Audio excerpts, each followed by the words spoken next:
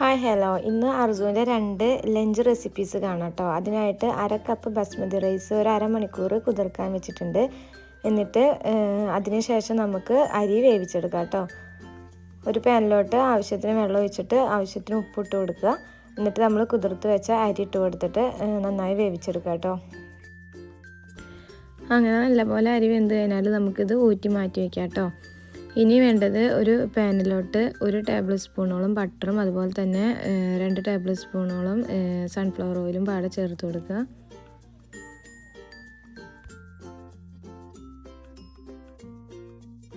ഇനി ഇതിലോട്ട് ഒരു 4-5 ചെറിയുള്ളി ചെറുതായി കട്ട് ചെയ്തത് ചേർത്ത് കൊടുക്കുക. എന്നിട്ട് വഴറ്റി കൊടുക്കുക കേട്ടോ. അങ്ങനെ ചെറിയുള്ളിയൊക്കെ വാടി തുടങ്ങിയാൽ നമ്മൾ ഒരു ഉരുളക്കിഴങ്ങ് ചെറുതായി കട്ട് ചെയ്തത് ഇതിലോട്ട് ചേർത്ത് കൊടുക്കുക.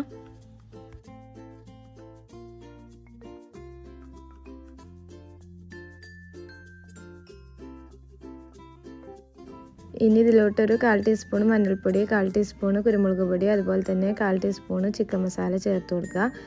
ഇനി എരിവ് നിങ്ങളുടെ മക്കളുടെ ഇഷ്ടത്തിനനുസരിച്ചിട്ട് മാറ്റം വരുത്താം കേട്ടോ.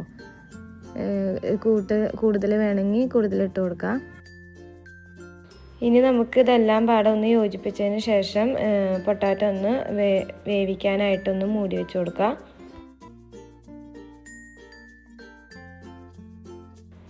അങ്ങനെ 10 മിനിറ്റ് ആകുമ്പോഴത്തേനും നമ്മുടെ ഉരുളക്കിഴങ്ങെല്ലാം നല്ലപോലെ വെന്ത് കിട്ടിയിട്ടുണ്ട്. ഇനി നമുക്ക് നേരത്തെ വേവിച്ച് വെച്ച റൈസ് ഉണ്ടല്ലോ, അത് ഇതിലോട്ട് ചേർത്ത് കൊടുത്തിട്ട് നന്നായി ഇളക്കി യോജിപ്പിക്കുക കേട്ടോ.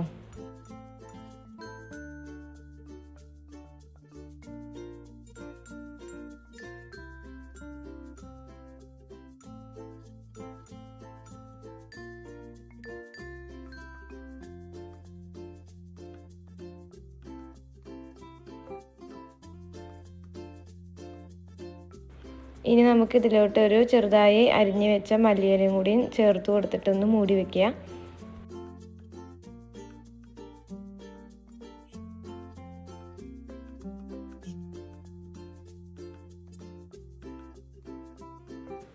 അങ്ങനെ ഇതാ ടേസ്റ്റി ആയിട്ടുള്ള പൊട്ടാറ്റോ റൈസ് ഇവിടെ റെഡി ആയിട്ടുണ്ട് കേട്ടോ. എളുപ്പമല്ലേ ഉണ്ടാക്കാനായിട്ട്. അതുപോലെ തന്നെ ചെറിയ കുട്ടികൾക്കൊക്കെ ഭയങ്കര ഇഷ്ടമാവും കേട്ടോ. പൊട്ടാറ്റോ ഒക്കെ ഇഷ്ടമുള്ള കുട്ടികൾക്ക് നല്ല ഇഷ്ടമാവും. അപ്പോൾ എല്ലാവരും ഇത് വീട്ടിൽ ട്രൈ ചെയ്ത് നോക്കുക. അതുപോലെ തന്നെ അർജുനും ഈ ചോറ് ഭയങ്കര ഇഷ്ടമാണ് കേട്ടോ. അപ്പോൾ അടുത്ത റെസിപ്പി നമുക്ക് എഗ് റൈസ് എങ്ങനെ ഉണ്ടാക്കുന്നത് നോക്കാം കേട്ടോ.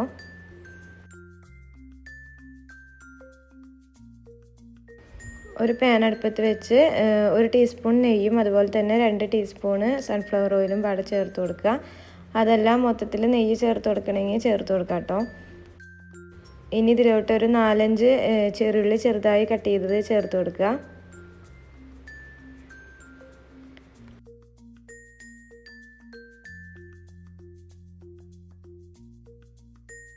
പിന്നെ വേണ്ടത് ഒരു ക്യാരറ്റ് ചെറുതായി അരിഞ്ഞത് ചേർത്ത് കൊടുക്കുക കേട്ടോ. എന്നിട്ട് നന്നായി വഴറ്റി കൊടുക്കുക.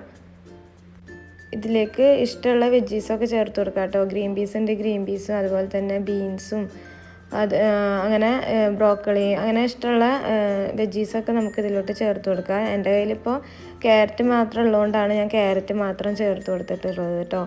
എന്നിട്ട് ക്യാരറ്റൊക്കെ ഒന്ന് വെന്ത് കിട്ടിയാൽ നമുക്ക് ഇതിലോട്ട് 2 മുട്ട പൊട്ടിച്ചൊഴിച്ച് കൊടുക്കാം കേട്ടോ.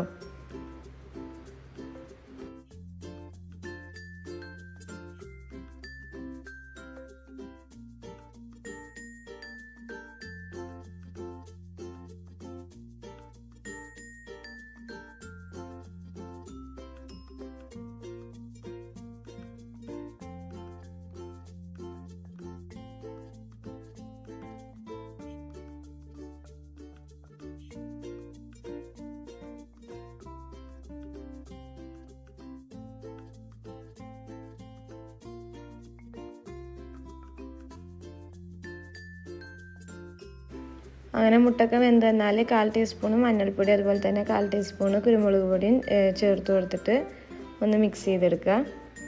വേണമെങ്കിൽ ഈ സമയത്ത് നമുക്ക് കുറച്ച് സോയ സോസ് ചേർത്ത് കൊടുക്കാം കേട്ടോ. ഞാനിപ്പോൾ അർജുനായതുകൊണ്ട് തന്നെ സോയ സോസും ഒന്നും ചേർത്ത് കൊടുക്കണില്ല.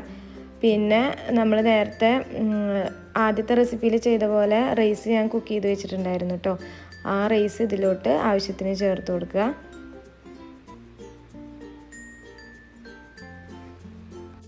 ഈ ഒരു സമയത്ത് തന്നെ നമുക്ക് വേണമെങ്കിൽ ഉള്ളിയിലയും അതുപോലെ തന്നെ മല്ലിയിലൊക്കെ ഉണ്ടെങ്കിൽ ചേർത്ത് കൊടുക്കാം കേട്ടോ.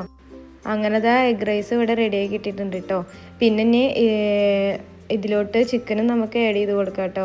അതുപോലെ തന്നെ പച്ചക്കറികളൊക്കെ കഴിക്കാൻ മടിയുള്ള കുട്ടികൾക്ക് പലതരം പച്ചക്കറികളും ഇതുപോലെ ആഡ് ചെയ്ത് കൊടുത്താൽ കുട്ടികൾ കഴിക്കും കേട്ടോ. അപ്പോൾ എല്ലാവരും ഇതുപോലെ വീട്ടിൽ ഇത് ട്രൈ ചെയ്ത് നോക്കിയിട്ട് ഫീഡ്ബാക്കൊക്കെ അറിയിക്കുക. അതുപോലെ തന്നെ എൻ്റെ വീഡിയോ ആദ്യമായിട്ട് കാണുന്നവരാണെങ്കിൽ സബ്സ്ക്രൈബ് ചെയ്യാൻ മറക്കരുതേ. നാളെ മറ്റൊരു വീഡിയോ ഇട്ട് വരുന്നുണ്ട്. Okay, by.